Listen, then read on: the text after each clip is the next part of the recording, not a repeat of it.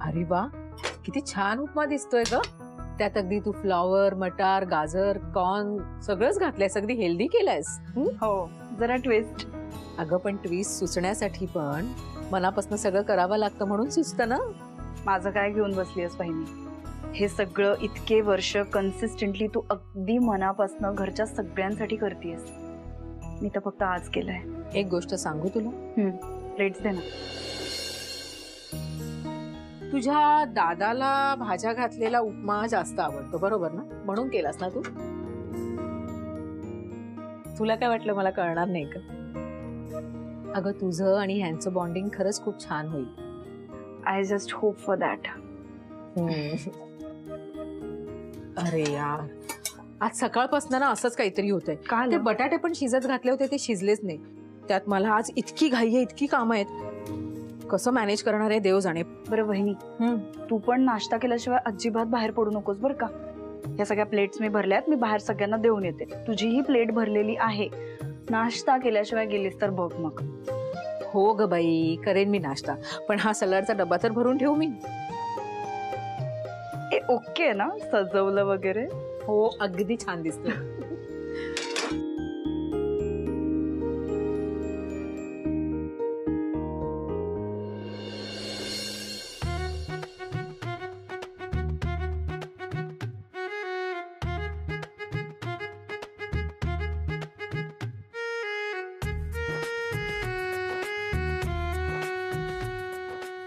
हे काय आता नवीन? अहो नवीन काही नाही हो. आता माझं कॉलेज सुरू होणार आहे, घर आहे, पार्लर आहे. ह्या तिन्ही गोष्टी सांभाळताना ना माझी अगदी तारांबळ उडणार आहे खरंच. त्यात काय नवीन? इतकी वर्ष सगळं मॅनेज केले, करशील आता पुढे.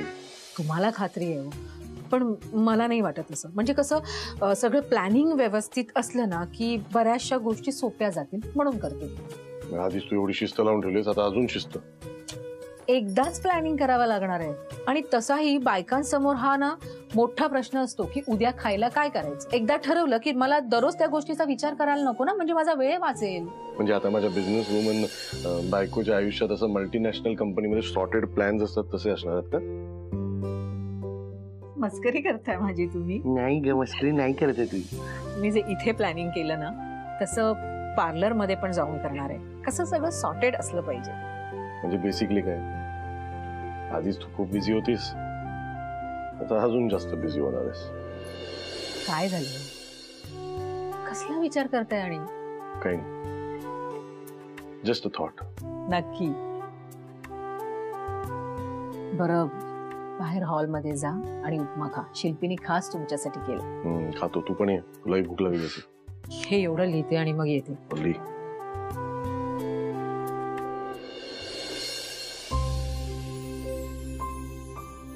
दादा, नाश्ता घे. हा नकोय मला. अरे तुला आवडतो ना तसा उपमा केलाय, भाज्या वगैरे घालून. छान झालाय, बघ ना टेस्ट करून. ठेव तू, माझ्या पोटात जरा गडबड आहे, नंतर खातो.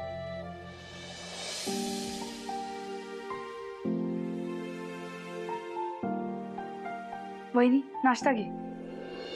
मला खूप उशीर झालाय ग. म्हणजे मला बरं दे, मी एक काम करते, आवरता आवरता नाश्ता करते. हा, हे सगळं आहे म्हणूनच सांगतेय, खाल्ल्याशिवाय अजिबात जायचं नाही. तू जा, तू तयार हो, तयार होता होता खा हवं तर. हो आले बाबा. हो शिल्पीताई, हा उपमा खूप छान झालाय. खरं? अगदी हलका आणि मौसूद. शिल्पी, अगं उपमा कसा झाला ही पुढची गोष्ट, पण महत्वाचं म्हणजे खरंच शाबास. अगं आज तू आपल्या हातानं घरी अन्न शिजवलंस. मुख्य म्हणजे तो पिझ्झा, बर्गर, नूडल न करता भारतीय नाश्ता केलास. मन जिंकलंस माझं. छान हलका फुलका झाला, आम्हाला म्हाताऱ्यांना पचेलच. तुम्ही लोक ते शेपट्या कशा काय खातात देऊ शकता? शिल्पी, मी तुला बघूनच सांगितलं होतं ना की उपमा खूप छान दिसतोय आणि चवीला सुद्धा खूप खूप खूप छान आहे. अगदी आई करतात ना तसा. बरं, मला पण निघायला हवं. मी हे ठेवून दे माझ्याकडे, मी ठेवते. अगं केवढं काम करशील तू. नाश्ता केलास का नाही ना अजून? हे बघ सगळ्यांचा झालाय, तू आता पहिला अगोदर नाश्ता करून घे. करते. या अवस्थेत वेळेवर खाणं खूप गरजेचं आहे, कळलं? हो कळलं, करते मी नाश्ता. येते. बाबा, आई येते. सावकाश. हो हो. दादा तुला आणू नाश्ता आणू? नाही नको. अश्विनी गेली का? आताच गेले. हा. असं का करतोय हा? अगं त्याचं पोट बिघडलंय म्हणतो ना तो. नको त्याला आग्रह करूस. आणि अश्विनीने काय सांगितलंय तुला लक्षात ठेवा. 10 वेळा तुझ्या पाठी लग्न मला नाही जमणार तिच्यासारखं. हो आई.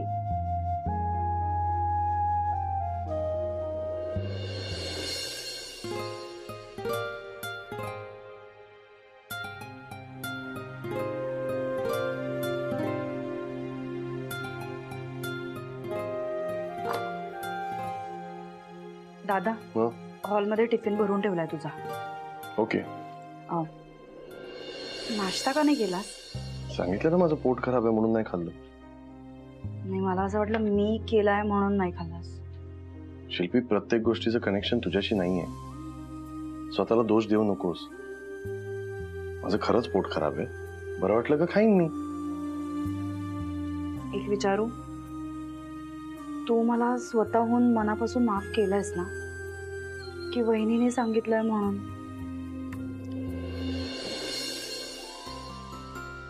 डबा भरलास माझा? हो भरलाय. का काय झालं? तो उपमा तू बनवलास ना, तू त्या डब्यात टाक. ऑफिसला जाऊन खाईन मग. नक्की खाशील ना? नक्की खाईन. ठीक आहे, मी टिफिन मध्ये उपमा पण भरून ठेवते.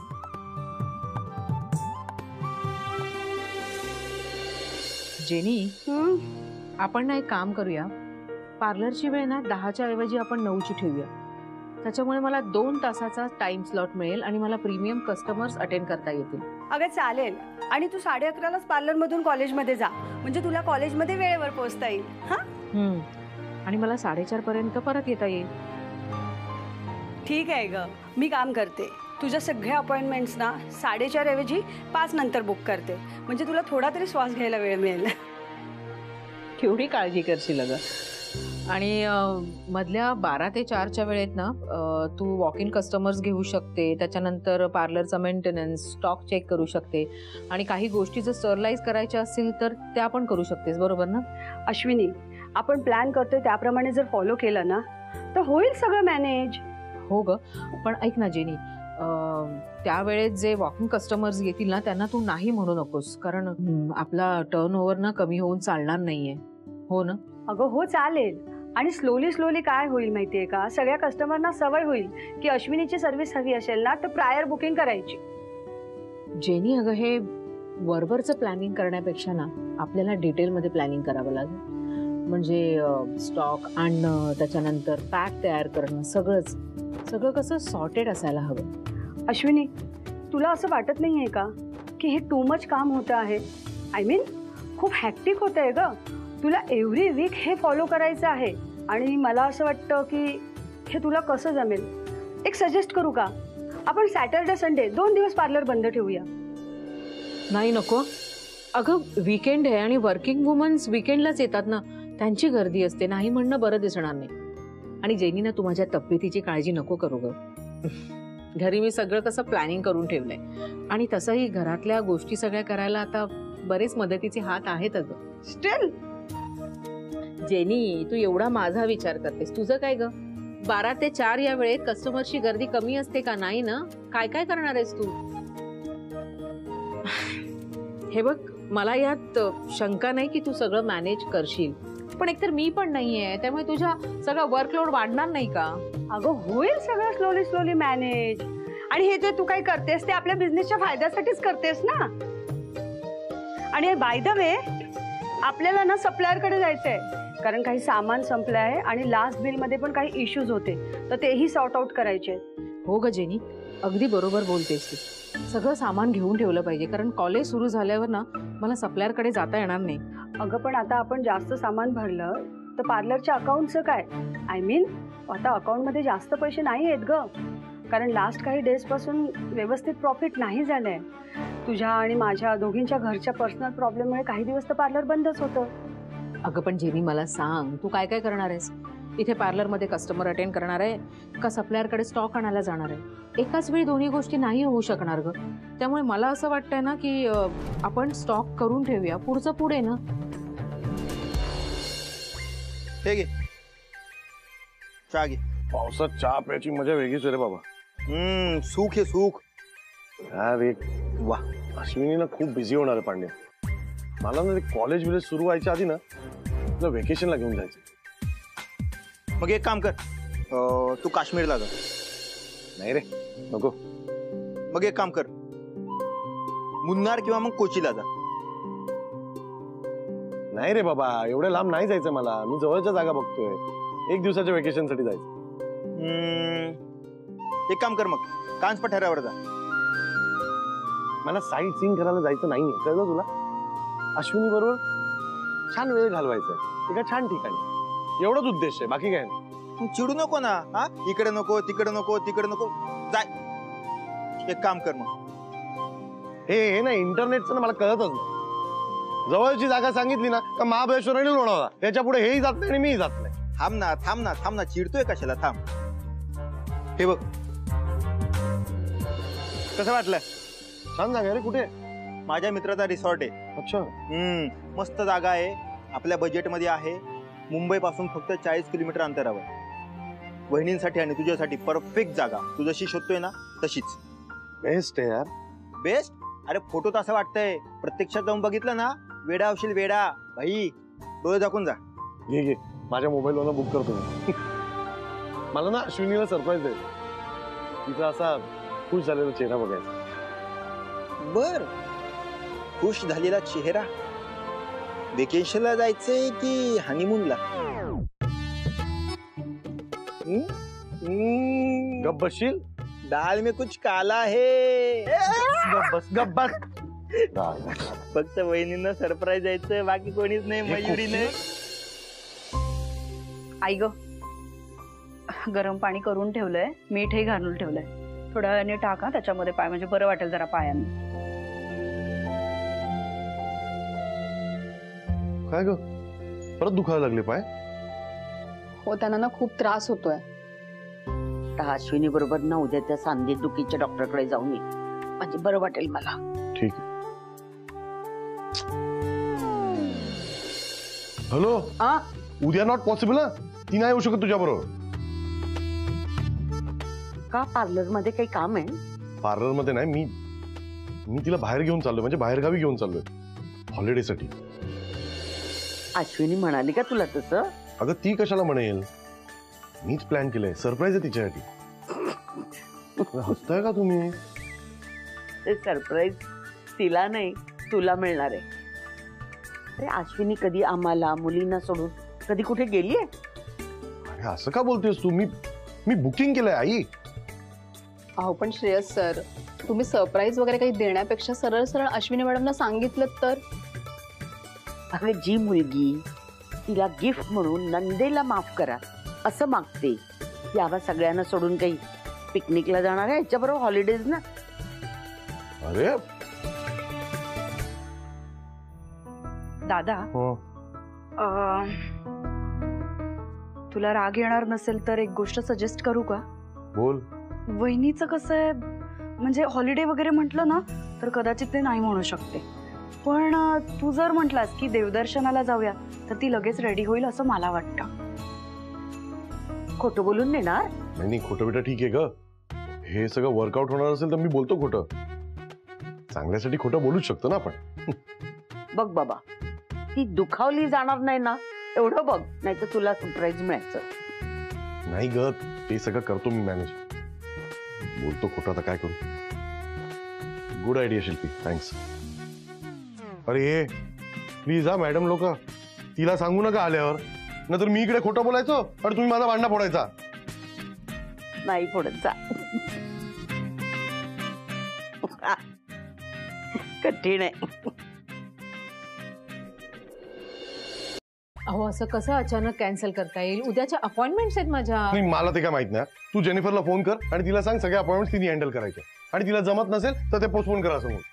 हो हो हो, बिझनेस आपला आहे ना, मग आपण सिरियसली घ्यायला नको.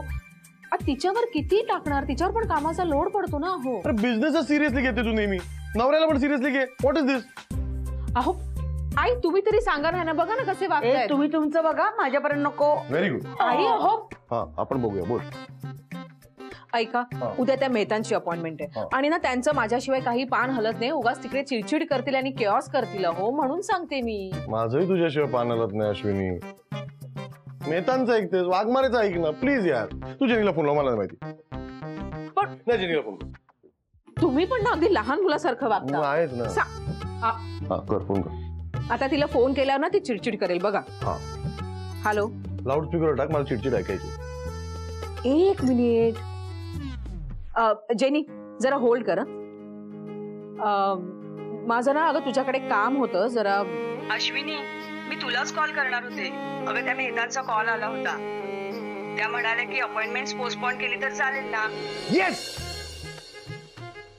मी ओके बोलून टाकलं. अरे व्हेरी गुड जेनी. मी करते तुला नंतर फोन. येस. बॅगा भरा, आपण उद्या जाणार आहोत. येस.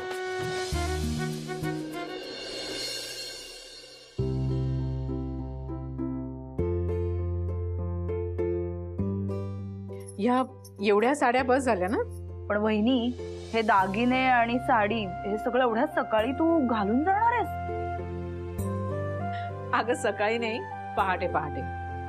आता एवढं देवदर्शनाला नेतायत म्हणजे काकड आरतीला जायला हवं ना. अश्विनी मॅम, झाली तुमची पॅकिंग करून? हो अगं, होतच आलीये. हे बघा, किचन मधलं ना सगळं काम झालेलं आहे आणि आता उरलेलं जे काम आहे भांडी लावायचं ते मयुरी करते, त्याच्यामुळे टेन्शन नका घेऊ. कार्तिकी सॉरी अगं, हे पॅकिंग करत होते म्हणून मला. थँक्यू. ए थँक्यू बिंक्यू काही नाही. घरातली कामं घरातली माणसं नाही करणार तर कोण करणार? काही हरकत नाही केली तर. तू जातेस ना 2 दिवस, खूप मज्जा करून ये. अहो आई, देवीच्या दर्शनाला जाणार आहे म्हणजे मजा येणारच आहे. अश्विनी, तू या एवढ्या सगळ्या साड्या नेणार आहेस? हो मग, आता देवीची ओटी भरायची आहे तर साड्या तर लागणारच ना वेगवेगळ्या. असू देत असू देत. अगं असं काय म्हणतेस? अगं एवढ्या पावसाचे दिवस आहेत, भरभरी साड्या सगळ्या भिजतील, काठ चिखलाने खराब होतील. मला काय वाटतं, तू ना जरा हलक्या फुलक्या साड्या बरोबर घेऊन जा. आई, मला काठपदराच्या साड्या नेसायला आवडतात. नका ना फोर्स करू. परफेक्ट. अश्विनी, अगं या साड्यांवर कोणी काही स्टॅम्प मारलाय? या देवळात जातानाच्या साड्या, या फिरायला जातानाच्या साड्या, भाजीला जातानाच्या साड्या.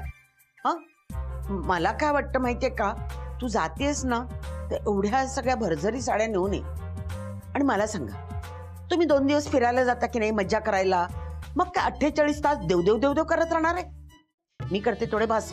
आणि हे बघ, आपण कोल्हापूरला जातो अंबाबाईला, मग तिथून पन्हाळ्याला जातो ना, तसंच आहे.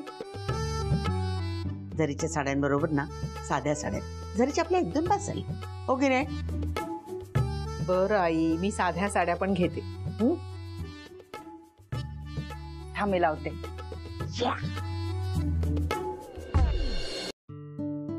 आई, तुम्ही दिलेली गरम पाण्याची बॉटल मी यातच ठेवली आहे.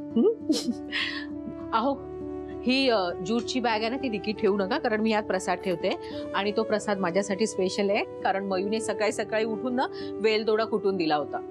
ठीक आहे, पुढे ठेवतो. हा आई, ब्लाउज पीस हा काय काढून ठेवले? मी काय म्हणते, मी साड्या बघितल्या आपल्याकडच्या पण साध्या आहेत. तिथे गेल्यावर एक साडी विकत घेऊ का मी? चालेल ना?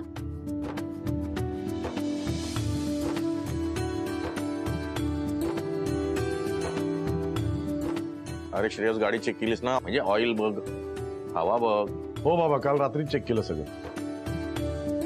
ए बाबा चल ना, देवी तिकडे पण आहे, तिकडे नमस्कार कर. चल हो, चल यार. आई बाबांना तर नमस्कार करू दे ना. हा, केवढी कर. घाई. 1 मिनिट. ज्यासाठी जात आहे ना ते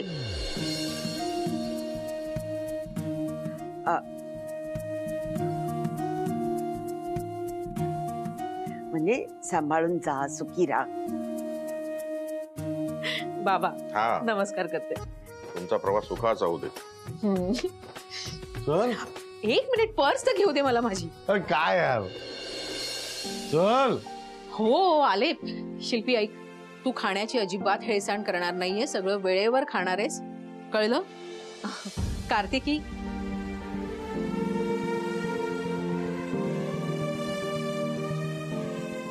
काय झालं अगं, तुझा का चेहरा पडलाय? अश्विनी मॅडम, आज सकाळीच पोस्टाने नोटीस आली आहे. माझ्या डिवोर्स केस बद्दलच्या फर्स्ट हिअरिंगची डेट इन्फॉर्म केली आहे त्यांनी. अगं मग ही तर आनंदाची बातमी आहे ना. तुझ्या सुटकेच्या दृष्टीने हे पहिलं पाऊल ठरेल. आणि त्या स्त्रियांनाच माहित नसतं की त्यांच्यात केवढी ताकद आहे. आम्ही देवळात जातोय की नाही, मग तिथे तुझ्यासाठी मी देवीला साकडं घालेन. नको ग इतकी काळजी करू, होईल सगळं व्यवस्थित. येऊ मी. निघूया. चला चला बाबा, चला येतो. चला चला. आई येतो. Happy journey. आणि Thank you. गाडी हळू चालव. हो हो, तू काळजी घे. डोंट वरी. आई काळजी घ्या. हो, बाय बाय हो. बाय. चला चला. Bye bye bye bye. सावकाश जावा.